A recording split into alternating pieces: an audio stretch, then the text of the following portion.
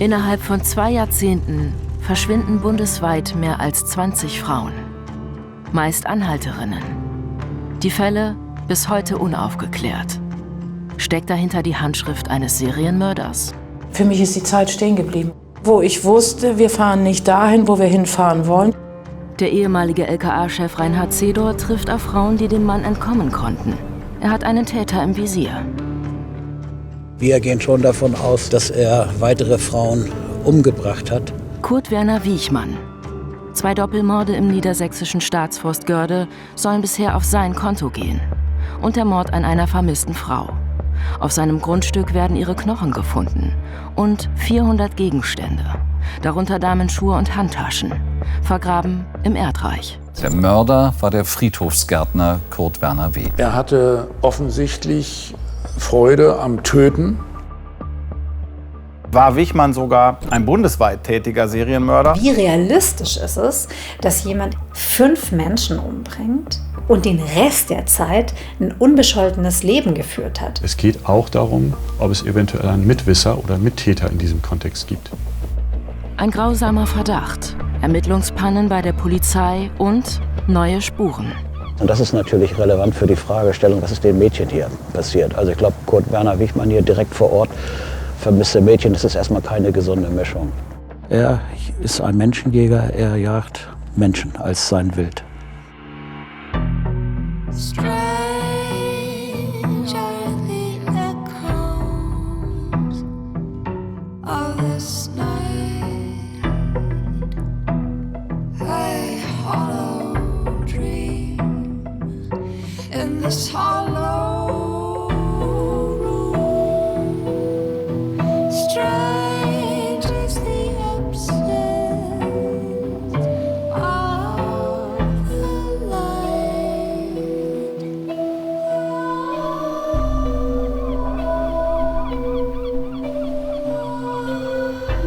Im Raum Cuxhaven verschwinden in den Jahren von 1977 bis 1986 junge Frauen auf mysteriöse Weise. Der ehemalige Ermittler Reinhard Zedor hat einen Mann in Verdacht.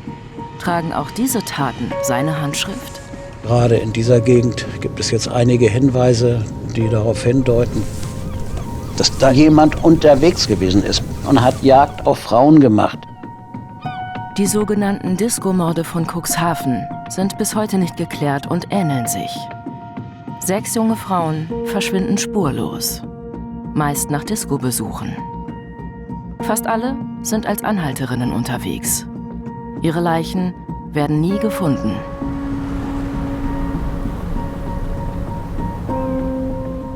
Und dann stellt sich doch schon die Frage, hängen diese Fälle irgendwie zusammen?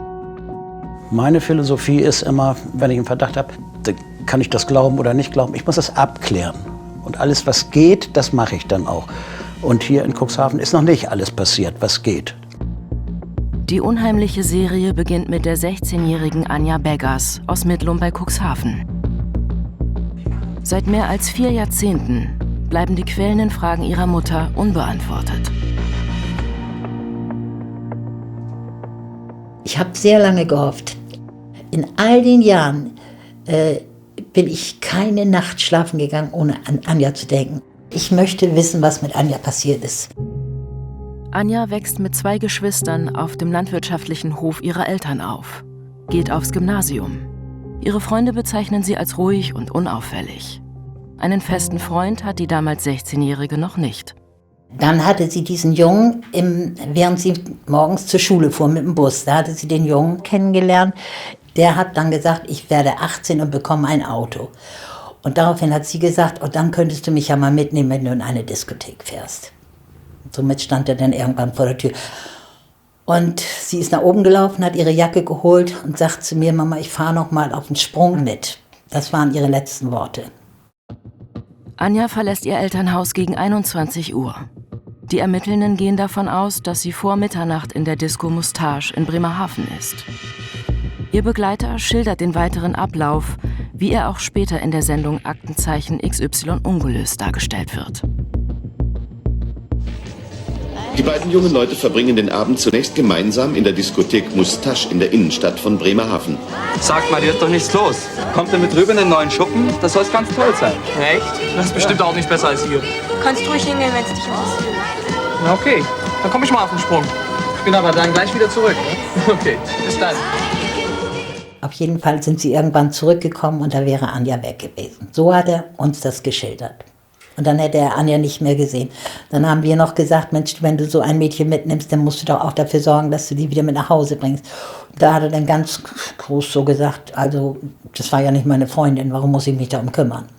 Das war sein Argument dann. Ne? Ich wusste jetzt zwar, was passiert, ne? Nur nicht was, wusste ich ja nicht. Das ist ganz grausam, was einem da alles durch den Kopf geht.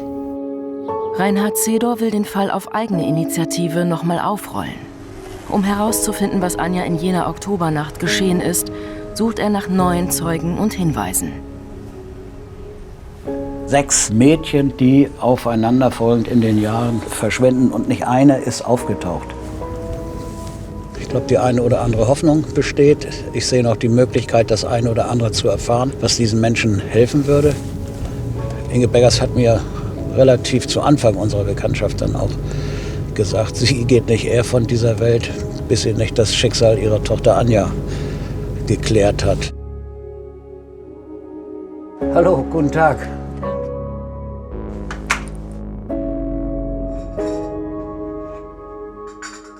Sie ist damals von einem Nachbarsjungen zu dieser Diskothek gebracht worden. Ich habe auch eine ganze Weile immer wieder gedacht, dass er damit zu tun hat.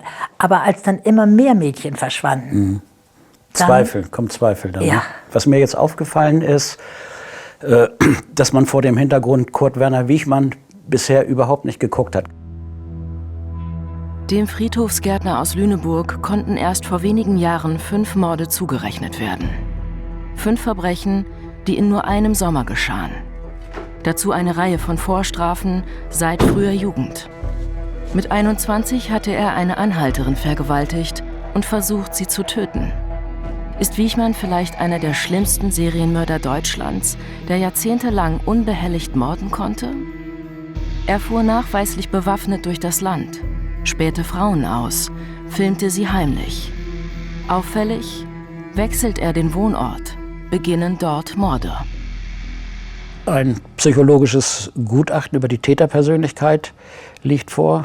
Also in der Konsequenz die Obsession von ihm, Menschen zu quälen, Menschen zu töten. Sadistische Neigung wird festgestellt. So wird seine Persönlichkeit eingeschätzt. Das scheint keine Frage des Ob zu sein, sondern nur eine Frage des, wie viel Menschen er noch umgebracht hat. Und mich interessiert das Feld, ist er jetzt so geschickt gewesen? Wie hat er sich getarnt? Haben wir da irgendwas nicht mitbekommen?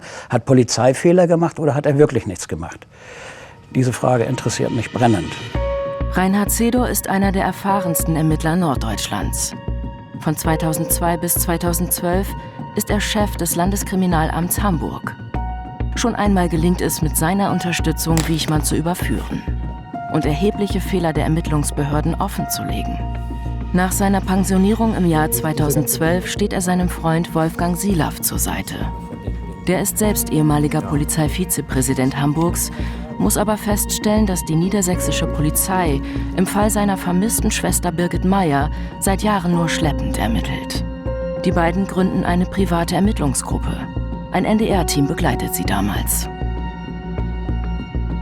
Birgit Meyer wird am 14. August 1989 zum letzten Mal in ihrem Haus im niedersächsischen Moorburg-Briedlingen lebend gesehen. Danach verschwindet sie spurlos. Die Polizei schließt ein Verbrechen vorschnell aus. Die Beamten haben augenscheinlich andere Sorgen. Alle verfügbaren Einsatzkräfte konzentrieren sich auf 2 grausame Doppelmorde im Staatsforst Görde, die bundesweit Schlagzeilen machen.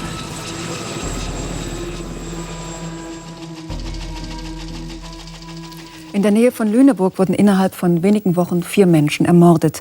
Am 12. Juli entdeckte man in der Görde, einem Waldstück, die Leichen des vermissten Hamburger Ehepaares Reinhold. Und am vergangenen Donnerstag fand die Polizei nur wenige 100 Meter vom Fundort entfernt die Leichen von Ingrid Warmbier und Bernd Michael Köpping. Das war rauf und runter Thema in der Zeitung. Das hat die Leute beschäftigt. Das ist ja auch gruselig. Also 2 Morde nacheinander an Paaren, die da zum Pilzesuchen hingehen, die da vielleicht spazieren gehen. Im vermissten Fall um Birgit Meyer ist sich ihr Bruder sicher. Auch hier liegt ein Verbrechen vor. Immer wieder bittet er die Ermittlungsbehörden, tätig zu werden.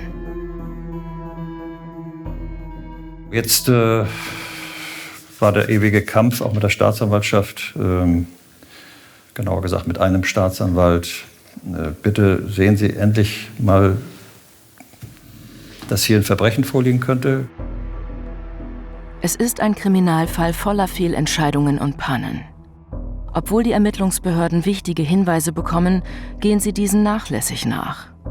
Dabei ist auffällig, dass der Gärtner der Nachbarin mehrfach Kontakt zu Birgit Meyer vor ihrem Verschwinden gesucht hatte. Kurt Werner Wiechmann, ein Mann mit langem Vorstrafenregister. Mit 14 Jahren bricht er bei der Untermieterin seiner Eltern ein und würgt die schlafende Frau. Mit 15 greift er eine Fahrradfahrerin an und begrapscht sie. 2 Jahre danach zielt er mit einem Gewehr auf Polizisten. Mit 21 Jahren begeht er eine Vergewaltigung mit versuchtem Totschlag. Dieses letzte Verbrechen wird noch viel über sein Persönlichkeitsprofil verraten. Das Opfer? Eine Anhalterin, die er zu sexuellen Handlungen zwingt. Danach wirkt er sie bis zur Bewusstlosigkeit, legt sie in seinem Kofferraum ab. Als er anhält und den Kofferraum öffnet, schlägt die 17-Jährige mit einem Spaten auf ihn ein, der sich im Wagen befindet. Erstaunlich, die Frau kann nicht nur Wiechmann davon abbringen, sie zu töten. Er bringt sie sogar nach Hause. Mehr noch, als die Zeitungen über den Fall berichten, geht Wiechmann zur Polizei, um einiges richtig zu stellen, wie er sagt. Er wird festgenommen und zu 5,5 Jahren Haft mit anschließender Sicherungsverwahrung verurteilt. Wegen guter Führung wird er aber vorzeitig entlassen.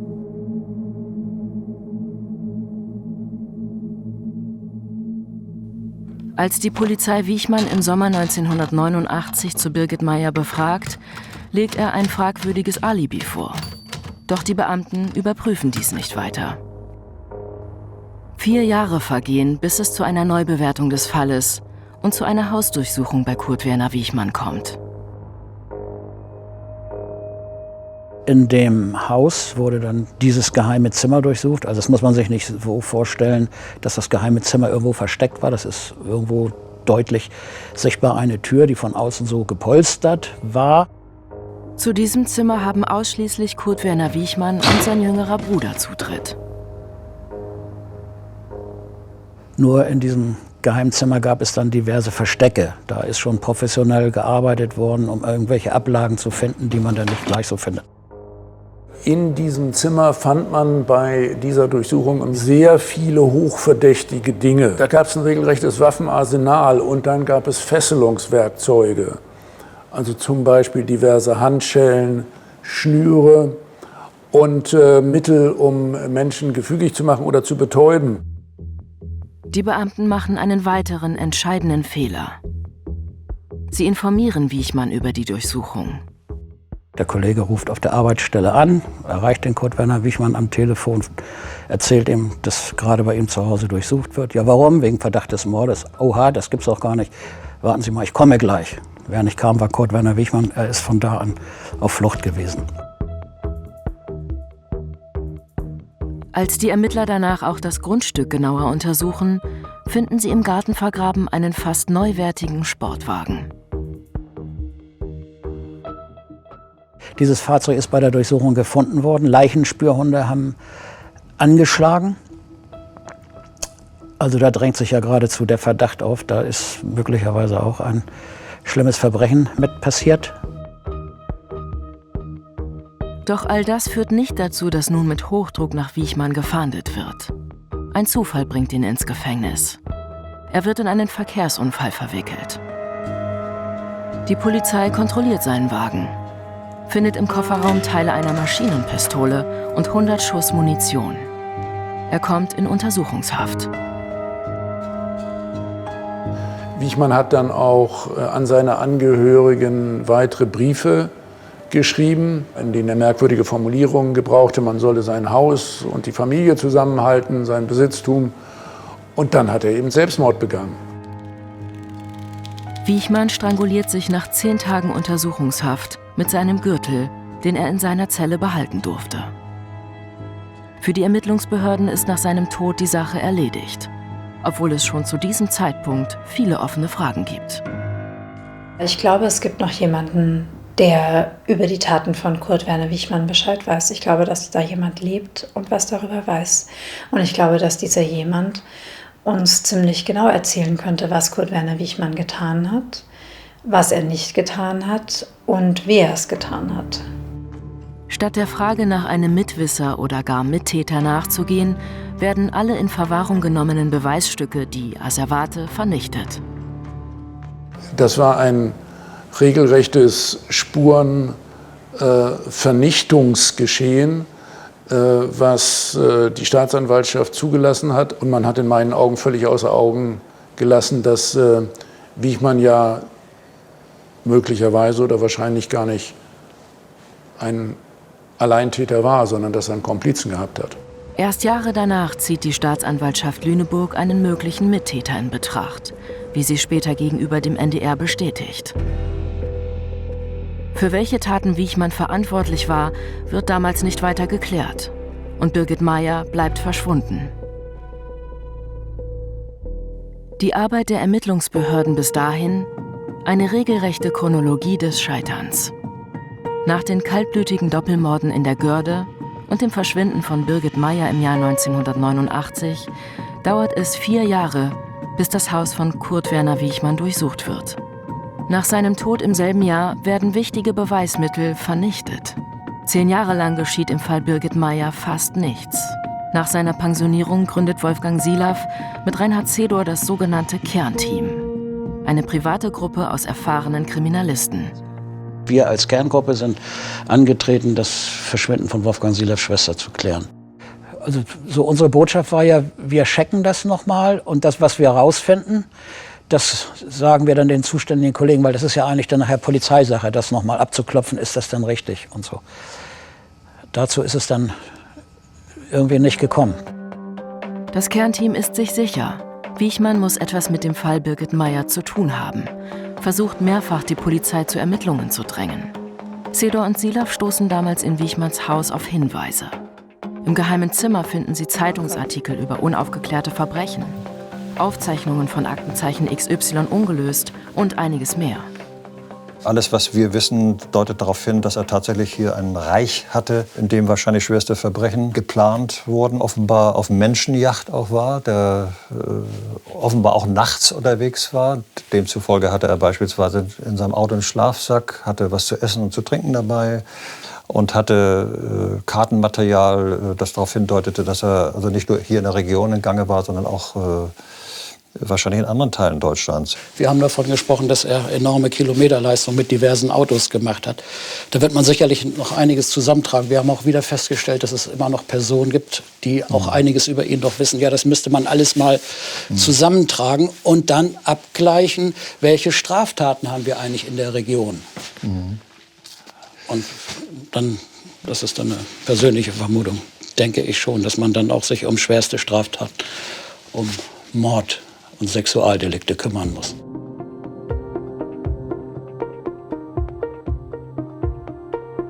Das Team hat schon damals den Verdacht, dass Kurt Werner Wichmann auch hinter den Morden an den beiden Liebespaaren in der Görde stecken könnte. Es macht die Polizei immer wieder darauf aufmerksam. Und der Punkt, der hat mich dann damals schon sehr gewundert. Wie gesagt, ich war auch damals im Dienst, als dann so die Botschaft war, ihr habt keine Ahnung, also mit den Gördemorden hat der mit Sicherheit nichts zu tun. Und das nicht weiter zu erklären, das hat mich schon sehr gewundert. Die Hartnäckigkeit des Kernteams zahlt sich aus. 2015 entscheidet der neue Polizeipräsident von Lüneburg, dass eine spezielle Ermittlungsgruppe den Fall Birgit Meyer wieder aufrollt. Mit den Kollegen hatten wir eine Wellenlänge. Das war so dann nach dem Motto, so Jungs, jetzt machen wir das mal hier. Ihr lasst mal alles stehen und liegen, alle Unterlagen her und wir halten euch auf dem Laufenden. So habe ich mir das eigentlich vorgestellt und das ist ja auch gut gelaufen.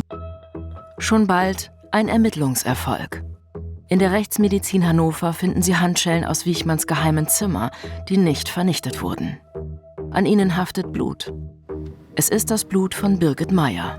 Damit war klar, dass Wichmann mit ihrem Verschwinden ganz klar etwas zu tun hatte. Das stand dann eindeutig fest. Das privat ermittelnde Kernteam glaubt, Birgit Meyer könnte auf dem Grundstück begraben sein. Sie bittet die Polizei, dieses zu untersuchen. Doch die findet nichts. Am 29. September 2017 macht das Kernteam mit Erlaubnis der neuen Hausbesitzer einen eigenen Versuch in der Garage. Der Boden erscheint verdächtig. Zunächst finden auch sie nichts. Als sie die Grabungen abbrechen wollen, bricht ein Stück Beton und legt einen Hohlraum frei. Vor laufender NDR-Kamera entdecken sie menschliche Knochen. Als ich hier stand und die Knochen sah, da hatte ich natürlich so eine Schockwelle, die durch meinen Körper ging, aber im gleichen, geradezu Sekundenbruchteilen auch eine Erleichterung. Weil mir eigentlich deutlich war, also das dürfte mit an Sicherheit grenzender Wahrscheinlichkeit Birgit sein. Und dann legte sich eine Hand auf meine Schulter und das war er hier. Das war natürlich auch ein Fall von Trauer und ja, von Stille. Es sind die sterblichen Überreste von Birgit Meyer.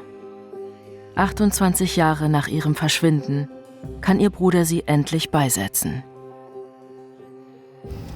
Also diese Beisetzung war schon ein besonderer Moment. Ich saß in der letzten Reihe. Das war schon irgendwie ein ganz merkwürdiges Gefühl. Mir ging durch den Kopf, oha, was hat dieser Mensch möglicherweise an Leid gebracht. Ich war schon der Auffassung, da dürften noch einige Taten dazukommen. Sedor soll Recht behalten. Kurz darauf vermeldet die Polizei in Lüneburg, Kurt Werner Wichmanns DNA konnte nun in einem der Autos der ermordeten Gördepaare nachgewiesen werden. Sie gehören zu den mysteriösesten Mordfällen in Deutschland und nun sind sie offenbar aufgeklärt. Der Mörder war der Friedhofsgärtner Kurt Werner W. Es war sicherlich kein Ruhmesblatt für die Polizei. Also diese Geschichte, die man vorher eigentlich ausgeschlossen hatte und für wenig wahrscheinlich hielt, hat sich in dem Moment dann ja bestätigt. Und insofern ist Wichmann mutmaßlich ja für 5 Morde da in dem Bereich verantwortlich. Und dann hat das ausgelöst, dass man sich gefragt hat, ja, waren es nicht vielleicht auch noch mehr? 2018 durchsucht die Lüneburger Polizei dann das Grundstück. Dieses Mal vollständig. Sie stoßen auf mehr als 400 Fundstücke, die neue Rätsel aufgeben. Darunter Frauenschuhe, Autoteile und Handtaschen, die vergraben waren. Stumme Zeugen brutaler Taten? War Wichmann sogar ein bundesweit tätiger Serienmörder und gab es einen Mittäter? In der Polizeidirektion Lüneburg werden alle Asservate aufbewahrt, die auf Wichmanns ehemaligen Grundstück gefunden wurden. Thilo Speich leitet die Ermittlungsgruppe Görde. Sie prüft auch, ob Wichmann bei den komplizierten Tatabläufen in der Görde einen Mittäter hatte. Vieles spricht dafür.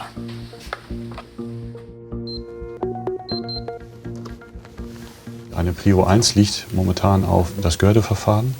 Letztendlich auch, weil man es adäquat und auch allumfassend abschließen möchte. Also wir haben natürlich nicht nur Kurt Werner Wichmann im Blick, denn für uns ist klar, dass wir da was herleiten müssen.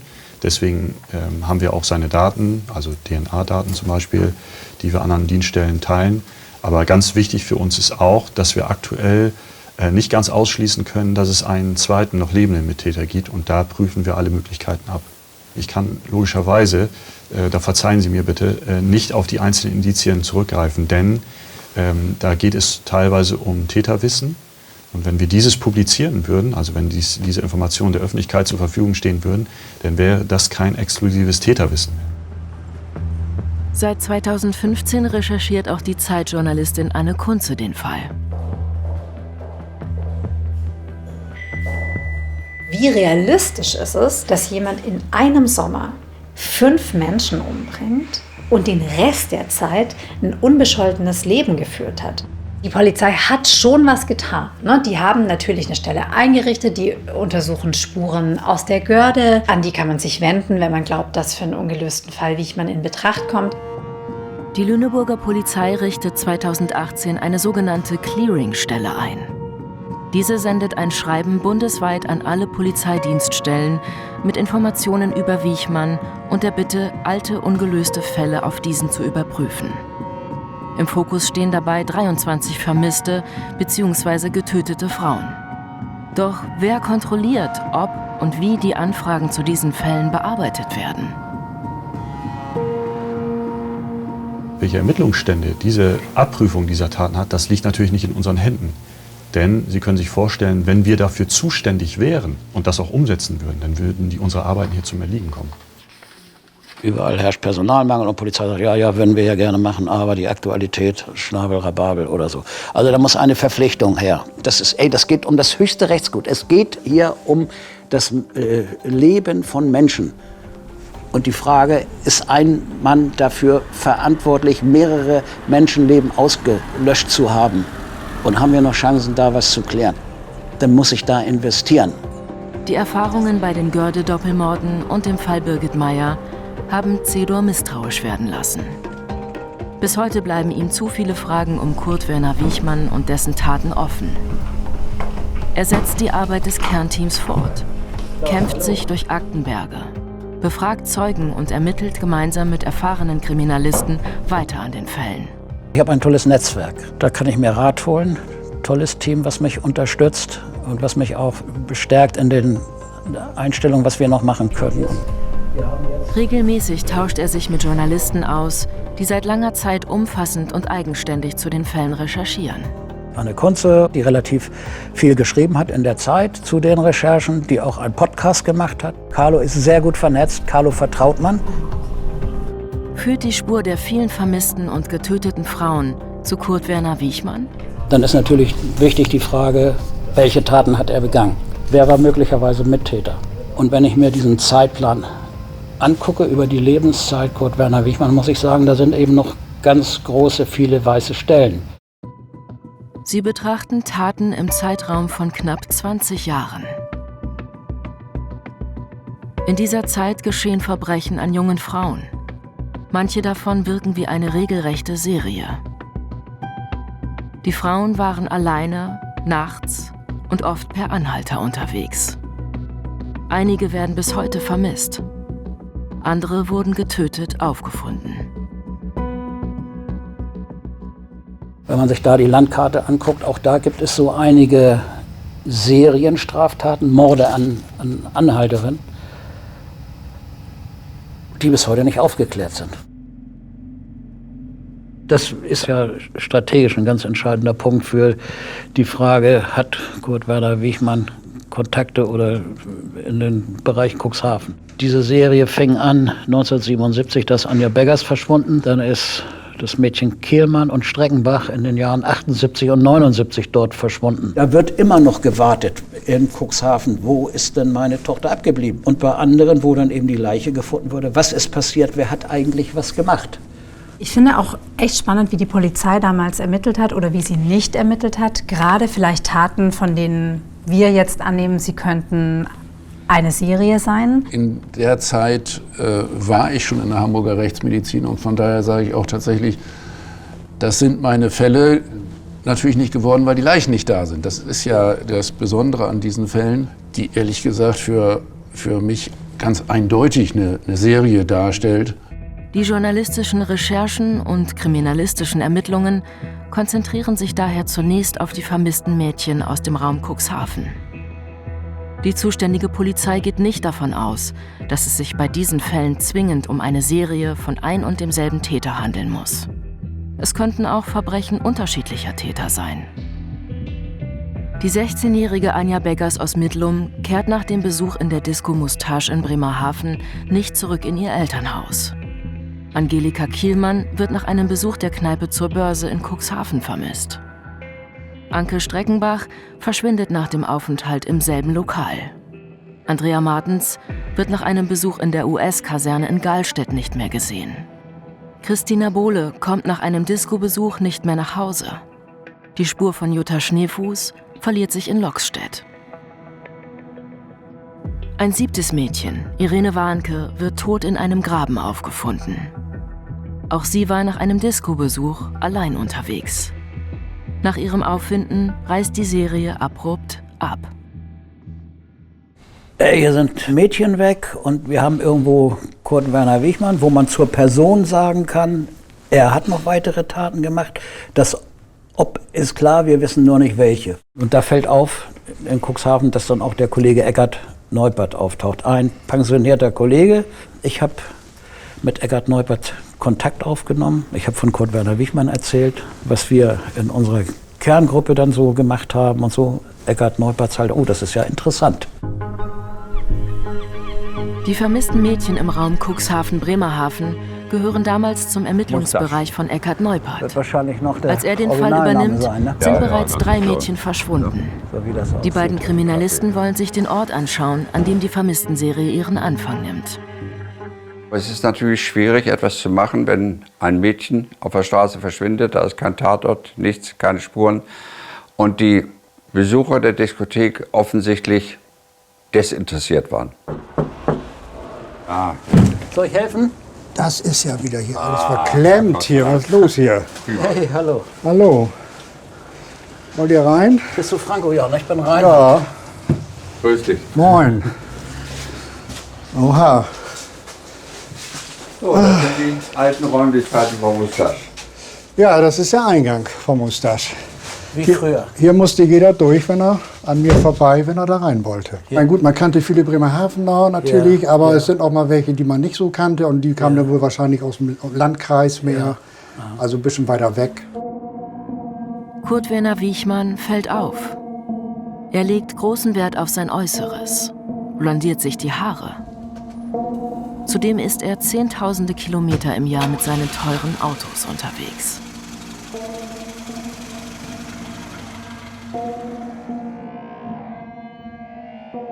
Wie würdest du denken, wenn Mädchen Richtung Cuxhaven trampen wollten? Oftmals gab es auch Fahrgemeinschaften, viel, dass dann immer einer ein Auto hatte und irgendwo ist man immer mitgekommen und dann hat man auch mal jemanden gefragt, oder nimmst mich mit oder einer sagt, ich nehme dich mit oder so. Das ist nichts Außergewöhnliches gewesen. Ist Anja Beggers an diesem Abend zu ihrem Mörder ins Auto gestiegen? Und war Kurt Werner Wichmann in jener Oktobernacht in Bremerhaven unterwegs? Ich denke, das bringen die Fakten um Kurt Werner Wichmann schon mit. Wenn man dann weiß, welche Kilometerleistung der zurückgelegt hat, wie gefährlich seine Person eingeschätzt wird, dann habe ich die Region, für die ich zuständig bin, dann gleiche ich das mal ab, wie viele Fälle kenne ich eigentlich. Dann stimmt doch irgendwo was nicht. Ne? Also die Kollegen in Cuxhaven haben sich dann ja auch aufgemacht und dann das nochmal aufgenommen. Die Polizei Cuxhaven tauscht sich mit Reinhard Zedor aus. Sie gründet im Sommer 2022 die Ermittlungsgruppe Cold Case und geht der Frage nach, ob Kurt Werner Wichmann etwas mit den Taten zu tun haben könnte.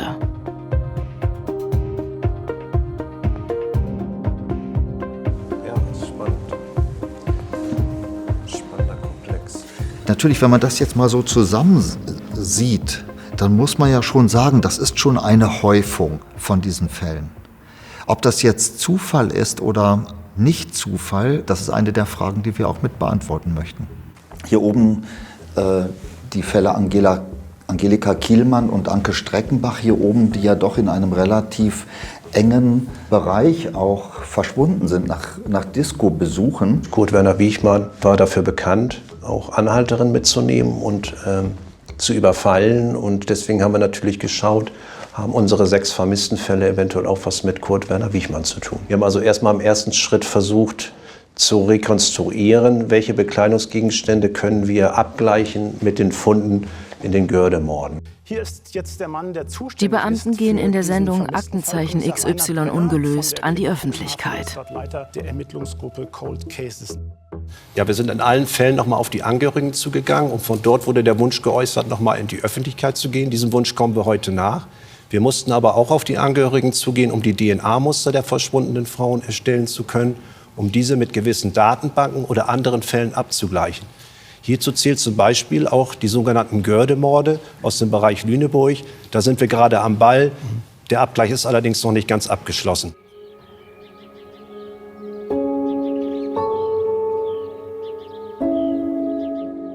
Inge Beggers ist zu diesem Zeitpunkt bereits 83 Jahre alt. Die erneuten Ermittlungen im Fall ihrer Tochter Anja geben Hoffnung.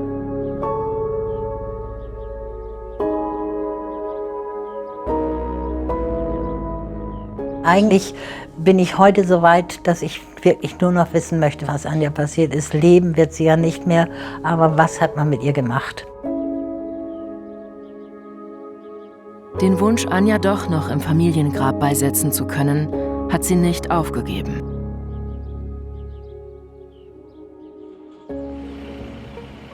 Nach Wochen des Wartens informiert die Polizei Inge Beggers. An den Asservaten, die 2018 auf Wichmanns Grundstück gefunden wurden, konnte keine DNA der verschwundenen Mädchen aus Cuxhaven festgestellt werden.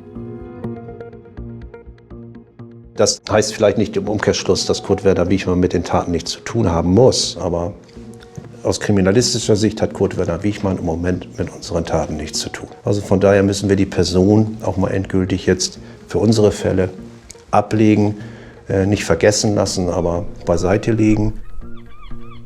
Dann hat man eine wichtige Maßnahme abgearbeitet, aber das besagt erstmal gar nichts. Es sind auch keine Gegenstände aus der Görde gefunden und zugeordnet worden. Da sind auch Gegenstände verschwunden. Also die werden dann schon irgendwo noch woanders liegen. Wir haben bis heute auch nicht einfach mal den Hinweis, dass Kurt Werner Wichmann sich zu der Zeit hier konkret in Cuxhaven aufgehalten haben könnte. Ende 2022 wird die Akte geschlossen. Doch Zedor glaubt, dass nicht intensiv genug ermittelt wurde. Ja, und ich sage, ja, habt ihr mal die Leute gefragt, die da eigentlich wohnen? Kennen die den wirklich nicht? So, das ist doch nichts anderes als, sagen wir mal, so eine erweiterte Alibi-Überprüfung. Ich kann halt immer nur so appellieren, Mädels, Frauen, wenn ihr damals was erlebt habt, kommt, meldet euch. Das klären wir dann schon ab, ob das mit der Sache hier zu tun hat oder möglicherweise auch nicht. Zedor geht bundesweit an die Öffentlichkeit und wird bald schon auf neue Spuren stoßen. Hängen vielleicht die Anhaltermorde in Cuxhaven oder die Taten in Süddeutschland oder die Münsterlandmorde, hängt das nicht zusammen? Verdammt nochmal, das gucke ich mir an.